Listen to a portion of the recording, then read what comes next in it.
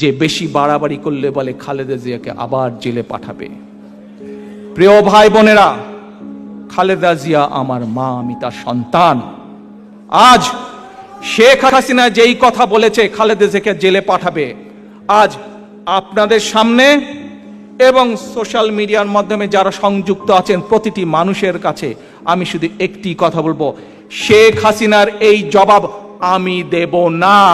শেখ হাসিনার এই জবাব আমি বিশ্বাস করি দেশনেত্রী খালেদা জিয়া হচ্ছেন গণতন্ত্রের নেত্রী, বাংলাদেশের সাধারণ মানুষের নেত্রী।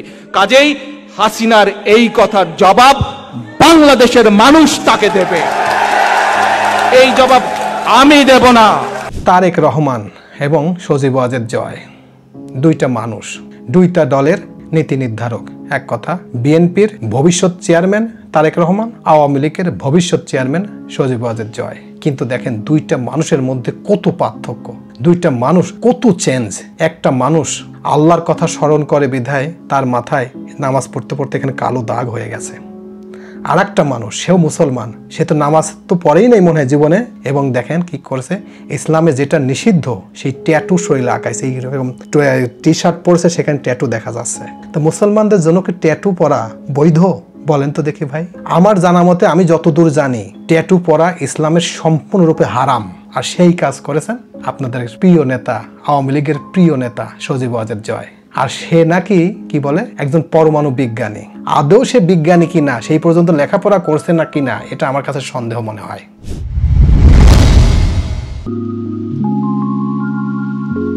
আসসালামু আলাইকুম। তারেক রহমান এবং সজীব ওয়াজেদ জয় দুইটা ব্যক্তি। দেখেন দুইজন ব্যক্তির মধ্যে কত পার্থক্য। একটা ব্যক্তির কথার স্টাইল, আমার জানা মতো ওই রকম কথা সে মনে কোনোদিন মানুষের সামনে কথা বলতে হয় কিভাবে সেই জিনিসটাই জানে না। আগামী 10-15 বছরে বিএনপি জামাত বলে কোনো দল বাংলাদেশে আর টিকবে না। যে ভিডিও ক্লিপসটা দেখলেন, এই কি কোনো আওয়ামী লীগের প্রধান, মানে যে শেখ হাসিনার পরে যে ক্ষমতায় আসবে তার মুখের ভাষা, এই কি কথা হতে পারে ভাই?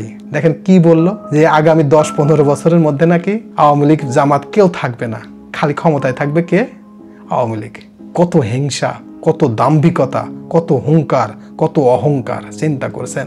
সে বলে উচ্চ শিক্ষায় শিক্ষিত, সে বলে ওই যে বঙ্গবন্ধু স্যাটেলাইট তিনিই আবিষ্কার করেছেন এবং নগদ নাকি তিনিই আবিষ্কার করেছেন।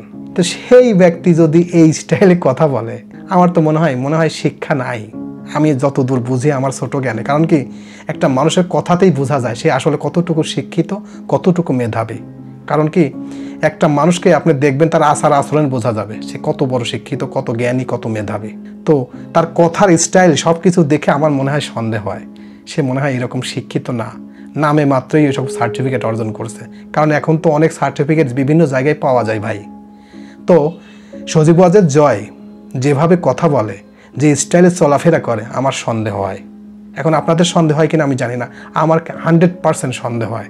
তো আমি প্রত্যেকটা মানুষকে বলবো ভাই, দুইটা মানুষকে অ্যানালাইসিস করেন, দেখেন কত পার্থক্য। আর তারেক রহমান দেখেন, সে অবশ্যই নামাজি, না হলে ভাই এখানে কালো দাগ হতে পারে না। কারণ একটা মানুষ নামাজ পড়লেই তার এই চিহ্ন এটা হয়, বেনামাজের কখনো কালো দাগ হতে পারে না।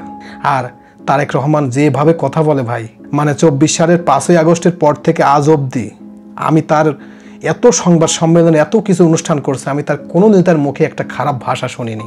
আমি শুনি নাই, আপনারা শুনছেন কিনা আমি জানি না। ভাই একজন নেতার তো এরকমই হতে হবে ভাই।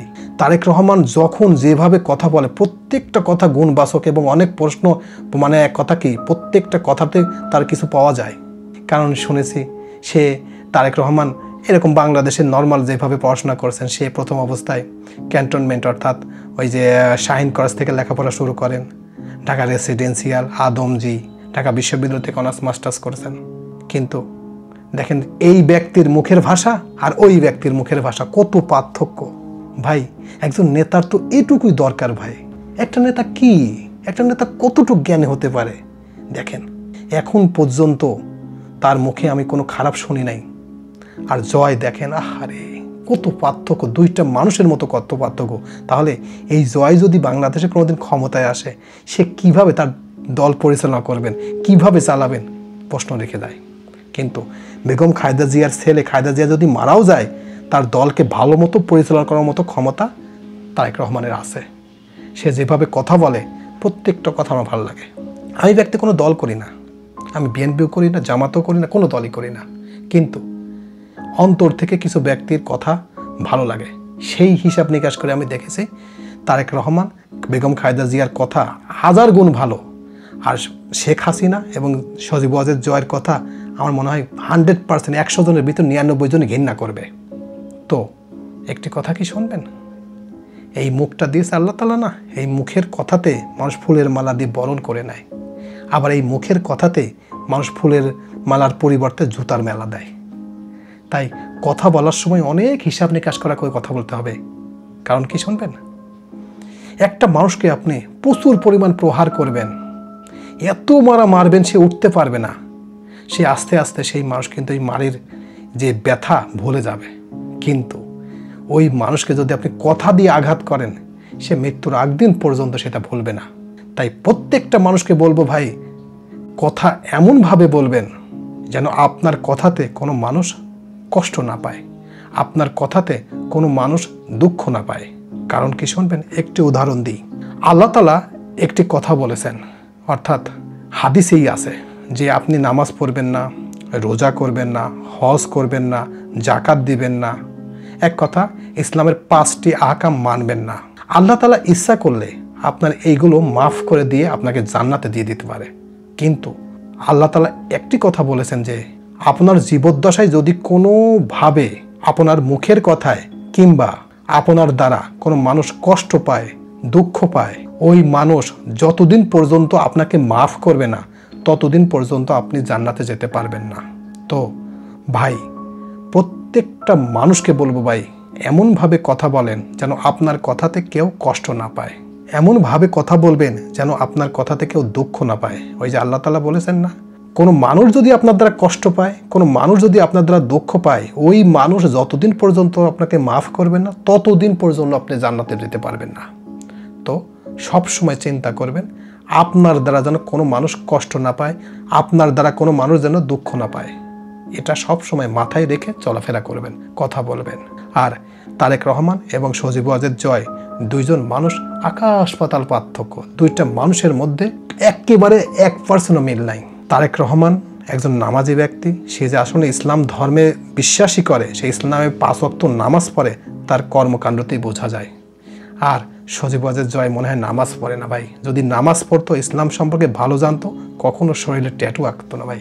একজন ইসলামিক যে ব্যক্তি, ইসলামিক স্কলার, যে ইসলাম সম্পর্কে জানে সম্পূর্ণরূপে, সে কখনো শরীরে ট্যাটু আঁকতে পারে না।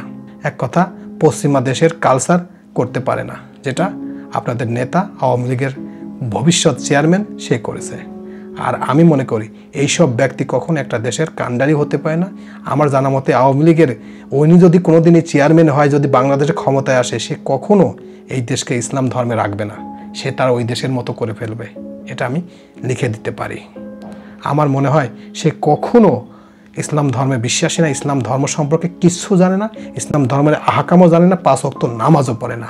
আর তারেক রহমান দেখেন, সে অবশ্যই নামাজ পড়ে, নামাজ পড়ার কারণেই এখানে কালো দাগ হয়েছে, তথা এমনিতে কালো দাগ হওয়ার কথাই না ওখানে ভাই। কারণ কি দেখবেন যে বেনামাজি যে নামাজ পড়ে তার মুখে কখন এখানে কালো দাগ হবে না। দেখেন আপনি আজ থেকে অ্যানালাইসিস করেন, খুঁজে বের করেন, একটা মানুষকে খুঁজে পাবেন না যে একটা মানুষের ওই রকম আছে। তো প্রত্যেকটা মানুষকে বলবো, ভাই তাকেই পছন্দ করেন যার মুখের ভাষা, যার কথা সব কিছু বাসনশীল, ভালো লাগে, তাকেই পছন্দ করেন। এমন লোককে পছন্দ করবেন না যে তার কথাতে মানুষ বিরক্ত ফিল করে। তো দুইটা মানুষের জ্ঞান হোক, দুইটা মানুষ ইসলামের পথে আসুক, এটাই আমার কাম্য। তো সবাইকে ধন্যবাদ জানিয়ে এখানেই শেষ করছি। আল্লাহ হাফেজ।